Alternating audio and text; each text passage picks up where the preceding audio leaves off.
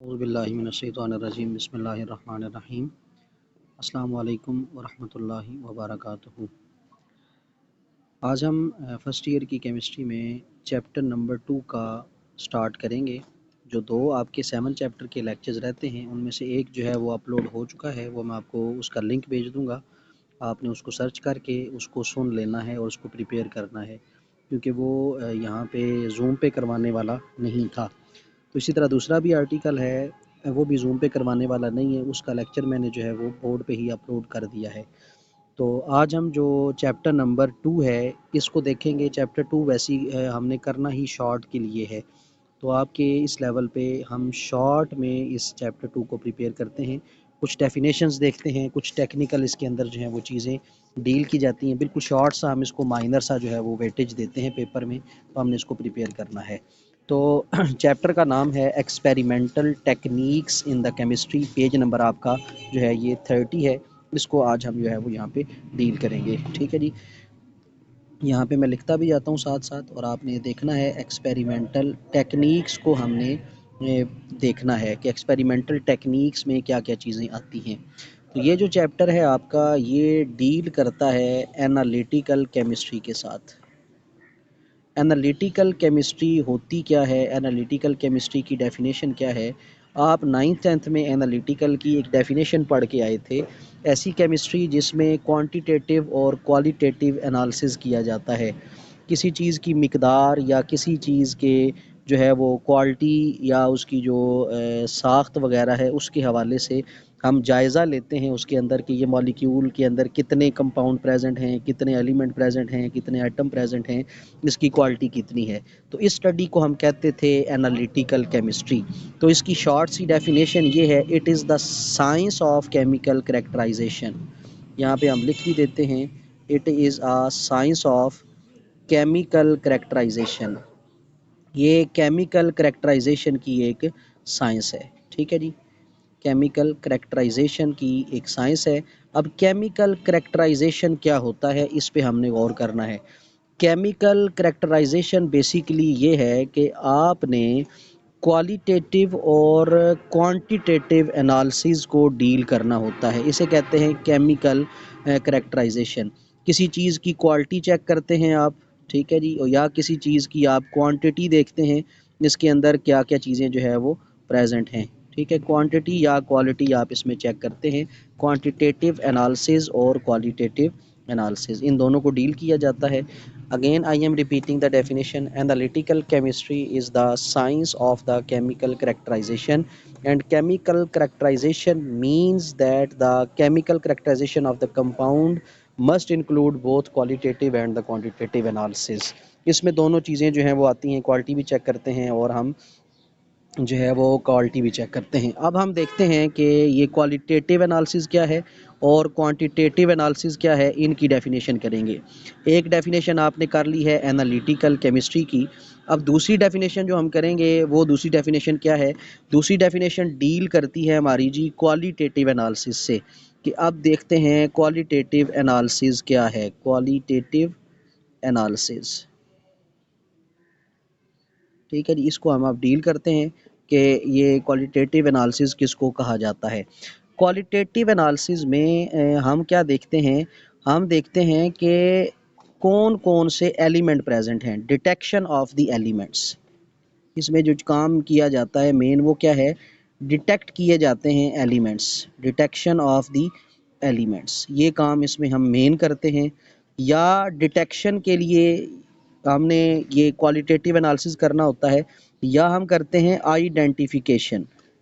ठीक है, हमने पहचानना होता है कि कौन कौन से यहाँ पे प्रेजेंट है। आइडेंटिफिकेशन के लिए भी इसको इस्तेमाल किया जाता है। ठीक है जी, दो काम हम करते हैं क्वालिटेटिव एनालिसिस में। आपको क्लियर होना चाहिए, be attentive, what is qualitative analysis. Qualitative analysis, it is the detection और identification of the element present in the compound.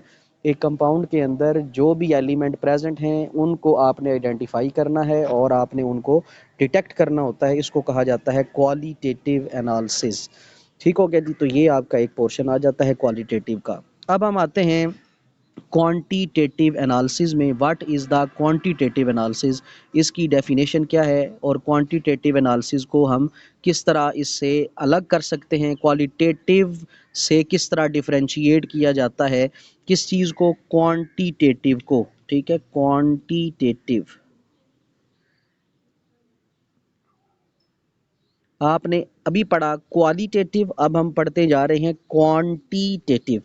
Quantitative में बेसिकली हम क्या देखते हैं, quantitative analysis it relates the amount of the element, ठीक है जी। ये basically क्या बताती है, हमें अमाउंट बताती है किसी भी एलिमेंट की। It can tells us about the relative amount of the element.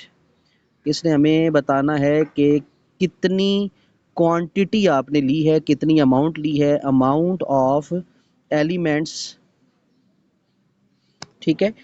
Qualitative में आप क्वालिटी के अकॉर्डिंग क्या देखते हैं, आइडेंटिफिकेशन देखते हैं, आप डिटेक्शन देखते हैं, और क्वांटिटेटिव में आप क्या देखते हैं कि अमाउंट ऑफ द एलिमेंट जो है वो कितना है। तो ये आपका जो है वो तीन डेफिनेशन हमने यहाँ तक जो है वो कर ली। ये तीन डेफिनेशंस आपने बुक से भी मार्क कर लेनी है और इनको देखना, ये तीन डेफिनेशन हम शॉर्ट के लिए प्रिपेयर करेंगे। उसके बाद जो क्वांटिटेटिव अभी हमने पढ़ा है, अभी जो क्वांटिटेटिव डिटर्मिनेशन हम करते हैं, क्वालिटेटिव की तरफ हम अभी नहीं जाएंगे, अभी हम करते हैं बात क्वांटिटेटिव की, जिसमें हम क्वांटिटी वगैरह जो है वो चेक करेंगे। क्वांटिटेटिव एनालिसिस को करने के लिए हमें कुछ स्टेप्स की ज़रूरत होती है, इनके आपने नाम याद रखने हैं कि वो कौन कौन से स्टेप्स हैं। पहला स्टेप आपका ये है कि आपने सैंपल को प्रिपेयर करना होता है। You have to prepare the sample that are used for the analysis, जिसको आप एनालिसिस के लिए यूज़ कर रहे हैं, आपने उस सैंपल को सबसे पहले प्रिपेयर करना है। यू हैव टू प्रिपेयर और ऑब्टेन द सैंपल। दूसरा, फिर उस सैंपल के अंदर जो जो कॉन्स्टिट्यूएंट्स प्रेजेंट हैं उनको सेपरेट आउट करना, separation of the desired constituents. मसलन C6 है, H12 है, O6 है, आपको इसमें से H चाहिए। H को अगर आप सेपरेट करते हैं तो किस तरह करते हैं, ये सारी चीज़ें हम आगे डिटेल से देखेंगे। ये दूसरा स्टेप है, that is the separation of the desired constituents. उसके बाद थर्ड स्टेप क्या है, थर्ड स्टेप ये है कि आपने मेजर करना होता है कि कितनी अमाउंट आपने इसकी जो है वो निकाली है, या कितनी अमाउंट आपको चाहिए। मेजरमेंट आपने करनी होती है, ठीक है, या कैलकुलेशन आपने करनी होती है। फिर आपने उस कैलकुलेशन का रिजल्ट जो है वो बताना होता है।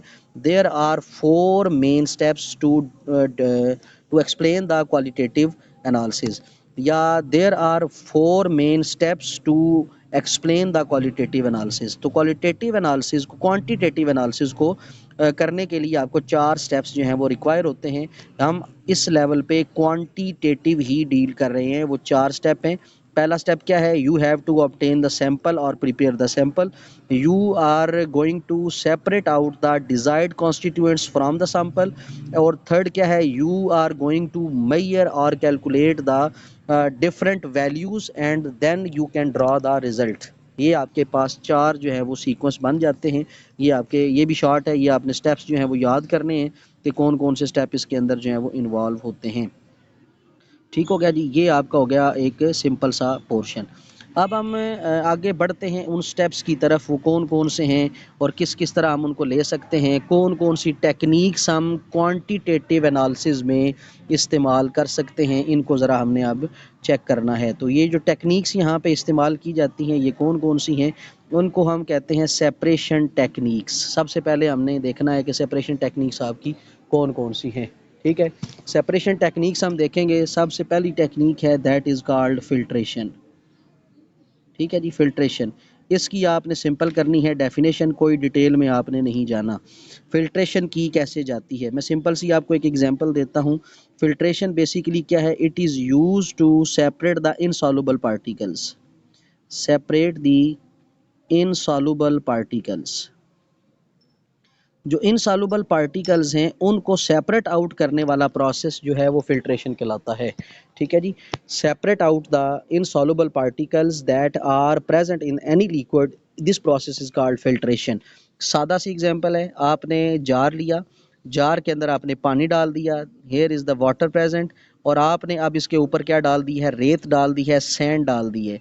आप इसको जितना मर्जी शेक करें, सैंड वाटर के अंदर डिजॉल्व नहीं होती। Sand is the insoluble material. Sand contains the insoluble particles that are present in the water और present in the liquid. When you are going to separate out the sand from the water, this process is called filtration. ठीक है, filtration अब basically क्या हो गया अब आपका कि आपने पानी के अंदर से जो चीज़ें इनसॉल्युबल रह गई हैं, डिज़ोल्व नहीं हुई, उनको फिज़िकली आपने बाहर निकाल लेना है। This process is called filtration. ठीक हो गया जी, this process is called filtration. अब ये फिल्ट्रेशन की कैसे जाती है, अब इसको हम देखते हैं, इसके मेथड देखते हैं। और इस फिल्ट्रेशन को यूँ समझ लें कि किन स्टेप्स के साथ या किन टाइप्स के साथ हम डील करते हैं। तो फिल्ट्रेशन के लिए हम जो है वो मुख्तलिफ़ मीडिया इस्तेमाल करते हैं। ठीक है, डिफरेंट मीडियाज़ के अंदर हम फ़िल्टर मीडिया यूज़ करते हैं। ठीक है, फ़िल्टर मीडिया इस्तेमाल किए जाते हैं, वो मैं सारे बताता हूँ। फ़िल्टर मीडिया क्या होते हैं? फ़िल्टर मीडिया ऐसी चीज़ें हैं जिनके ज़रिए आप फ़िल्ट्रेशन का प्रोसेस करते हैं। मसलन आप अगर रेत और पानी को अलग करना चाहते हैं, पहले पुराने दौर में जिस तरह हम देखते थे, ये घड़े अपनी आपने दौर देखा है वो वाला नहीं देखा, घड़ों के अंदर जब पानी डाला जाता था, ऊपर जो है वो मलमल का एक कपड़ा या रेशमी कपड़ा रख देते थे, पानी डालते थे, रेत ऊपर रह जाती थी, पानी साफ़ होके घड़े के अंदर जो है वो चला जाता था। तो ये बेसिकली एक फ़िल्ट्रेशन का प्रोसेस था, इसे कहा जाता है फ़िल्टर मीडिया। फ़िल्ट्रेशन करने के लिए जो हम मीडियम इस्तेमाल करते हैं या जो तरीका हम इस्तेमाल करते हैं या जो चीज़ हम इस्तेमाल कर रहे होते हैं, that is called the filter media. अब ये जो फ़िल्टर मीडिया है, ये डिपेंड किस पे करता है, हम चूज़ कैसे करते हैं इसको? It depends upon the nature of the party particles. ठीक है, या प्रेसिपिटेट्स। Nature of precipitates. अब प्रेसिपिटेट क्या होते हैं? Precipitates are insoluble particles. ये भी प्रेसिपिटेट की डेफिनेशन याद रखिएगा। Precipitates are the insoluble particles और इनसॉल्युबल मटेरियल्स। प्रेसिपिटेट की डेफिनेशन ये हो जाएगी, वो चीज़ें जो लिक्विड के अंदर डिज़ोल्व नहीं हुई, लिक्विड के अंदर इनसॉल्युबल रह गई हैं, दीज आर कॉल्ड प्रेसिपिटेट्स। ठीक है, इनको क्या कहा जाएगा? प्रेसिपिटेट जो है वो कहा जाता है। ये डेफिनेशन में आपने क्लियर रहना है। प्रेसिपिटेट या इनसॉल्युबल पार्टिकल, ये दोनों टर्म जो हैं वो सेम इस्तेमाल की जाती हैं। नेचर ऑफ प्रेसिपिटेट के अकॉर्डिंग फ़िल्टर मीडिया इस्तेमाल किया जाता है। मैं कॉमन सी एक एग्जांपल अब देने लगा हूँ आपको। अगर आपने पानी से रेत अलग करनी हो, आप कपड़ा डालते हैं किसी भी चीज़ के ऊपर, घड़े के ऊपर, कूलर के ऊपर, रेत जो है वो कपड़े के ऊपर रह जाएगी, पानी नीचे चला जाएगा। That is the first media, that is the first filter media. और दूसरा क्या है, आपने कभी गंदम छानने वाला प्रोसेस देखा होगा, जिसमें गंदम छानी जाती है, गंदम के दाने साफ़ किए जाते हैं, उसके लिए छानना इस्तेमाल किया जाता है। तो छानने के जो है वो सुराख होते हैं। अब वो सुराख जो है वो क्या करते हैं कि वो आप जो दाने हैं वो नीचे निकलते जाते हैं और जो गंद है वो आपका ऊपर रहता जाता है। तो उसी के मुताबिक जो है वो उसका प्रोसेस होता है। हर फ़िल्टर मीडिया के अकॉर्डिंग हम जो है वो चेंज करते रहते हैं प्रोसेस, और हर फ़िल्टर मीडिया के अकॉर्डिंग अपरेटस आपका चेंज होता जाता है। तो बेसिकली फ़िल्ट्रेशन एक ऐसा प्रोसेस है जिसमें आप इनसॉल्युबल पार्टिकल्स को सेपरेट आउट करते हैं। और जब इनसॉल्युबल पार्टिकल्स को आप सेपरेट करते हैं, इसके साथ आपने क्या करना होता है? इसके साथ आपने मेन काम ये करना होता है, आपने फ़िल्टर मीडिया जो है वो इस्तेमाल करना होता है। फ़िल्टर मीडिया जो है वो डिपेंड करता है पार्टिकल्स के ऊपर। ठीक हो गया जी, ये आपने इसमें एक काम ये कर लिया। उसके बाद अब जो मीडिया इस्तेमाल होते हैं वो कौन कौन से, मैं सिंपल इनके नाम बताऊंगा, फिर हम उनको देखेंगे कि किस तरह डील किया जा सकता है उनको। ठीक है, सबसे पहले आपने नाम याद करने हैं, फिर डिटेल वाइज इनको हम बाद में देखेंगे। एक चीज़ हम इस्तेमाल करेंगे फर्स्ट जो है वो, that is called filter paper. ठीक है जी, फ़िल्टर पेपर इस्तेमाल किया जाता है। फ़िल्टर पेपर जो है वो इस तरह स्क्वायर फॉर्म में भी होता है, रेक्टेंगल फॉर्म में भी होता है, और इस तरह जो है वो सर्कुलर फॉर्म में भी होता है। फ़िल्टर पेपर बेसिकली जिस तरह आपका बुकरम पेपर होता है ना, इसी टाइप का जो है वो एक पेपर होता है, that is called filter paper. और फ़िल्टर पेपर की क्वालिटी डिपेंड करती है सेलुलोज़ पे। Filter paper is made up of the cellulose. इसको हम इस्तेमाल करते हैं सेपरेशन के लिए। ठीक है जी, इसके पोर साइज़ पे जो है वो डिपेंड करती है सेपरेशन। तो पोर साइज़ जो हैं वो डिपेंड करते हैं सेलुलोज़ की क्वांटिटी पे, कि सेलुलोज़ उसके अंदर जो है वो कितना प्रेजेंट है। तो अभी मैं आपको यहाँ पे एक जो है वो एग्जांपल देता हूँ, उसमें फिर हम देखेंगे। जी बेटे, सबको आवाज़ नहीं आ रही है सिर्फ?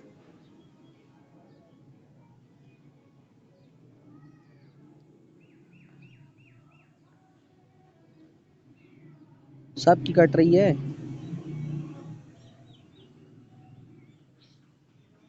चले कोई बात नहीं, रिकॉर्डिंग हो रही है, कोई मसला नहीं। ना समझ आई तो बाद में आप कर लीजिएगा।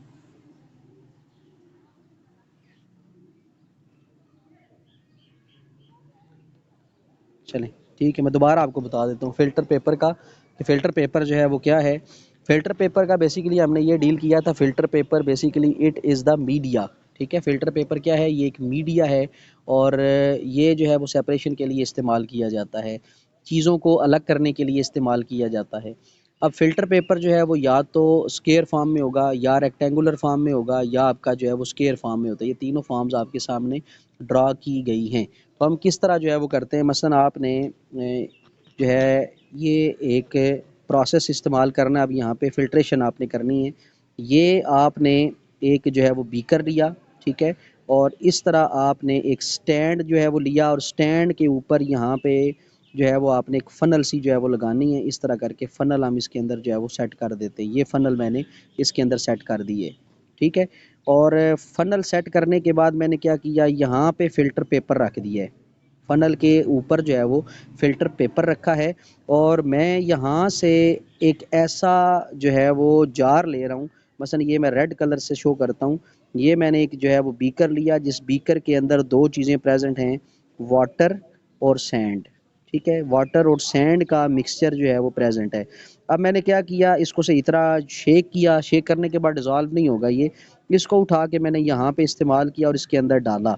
आहिस्ता आहिस्ता करके डालूँगा, और साथ जो है वो इसको स्टिर करूँगा, स्टिरर के साथ हिलाऊँगा, स्टिरर के साथ, ताकि अच्छे तरीके के साथ जो है वो डिज़ोल्व होने की जो भी इसके अंदर जो है वो है, इसके फ़िल्टर पेपर के अंदर जो है वो ये चला जाए। तो आप देखेंगे कि वाटर आहिस्ता-आहिस्ता जो है वो ड्रॉप्स की फ़ॉर्म में यूँ नीचे गिरेगा, और यहाँ पे वाटर जो है वो कलेक्ट होना शुरू हो जाएगा। ऊपर जो है वो रेत बच जाएगी।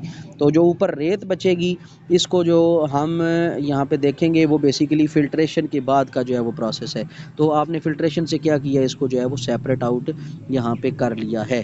तो ये बेसिकली आपका आ जाता है फ़िल्ट्रेशन का एक सिंपल सा प्रोसेस, ठीक है। पेपर फ़िल्ट्रेशन हम इसलिए करते हैं, और पेपर फ़िल्ट्रेशन का काम क्या होता है कि जो इनसॉल्युबल पार्टिकल्स हैं, उन इनसॉल्युबल पार्टिकल्स को सेपरेट आउट करना। उसके लिए आप क्या इस्तेमाल करते हैं, फ़िल्टर पेपर इस्तेमाल करते हैं, ठीक है। फ़िल्टर पेपर की फ़ोल्डिंग का तरीका मैं जो है वो अभी आपको बताता हूँ। अभी फ़ोल्ड किस तरह जो है वो इसको किया जाता है। अगर मुझे पेज मिल जाता है तो फिर मैं आपको फ़ोल्ड करने का तरीका भी सिखा देता हूँ,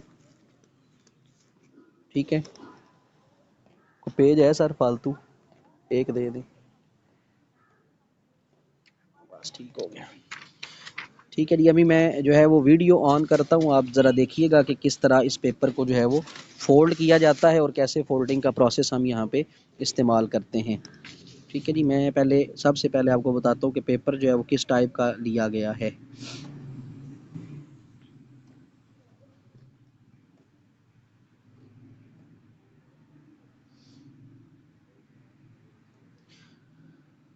ये आपको जो है वो पूरा एक पेपर जो है वो वाइट पेपर नज़र आ रहा होगा। ये वाइट पेपर है। इसको अब बेसिकली ये अब रेक्टेंगुलर फॉर्म में है, ठीक है।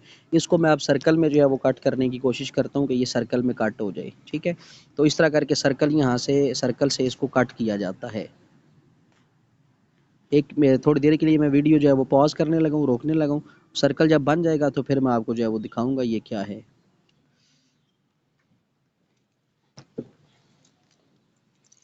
अभी मैं इसको जो है वो सर्कुलर फॉर्म में कन्वर्ट करूँगा, और जब सर्कुलर फॉर्म बन जाएगी फिर हम इसके फ़ोल्डिंग का तरीका जो है वो सीखेंगे कि किस तरह इसको फ़ोल्ड किया जाता है।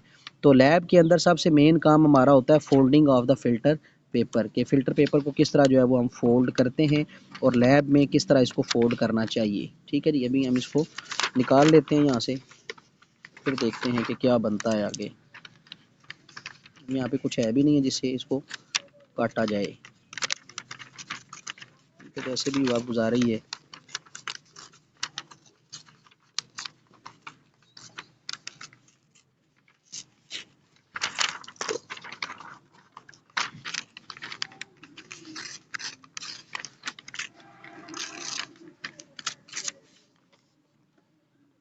अब ज़रा ये देखिएगा,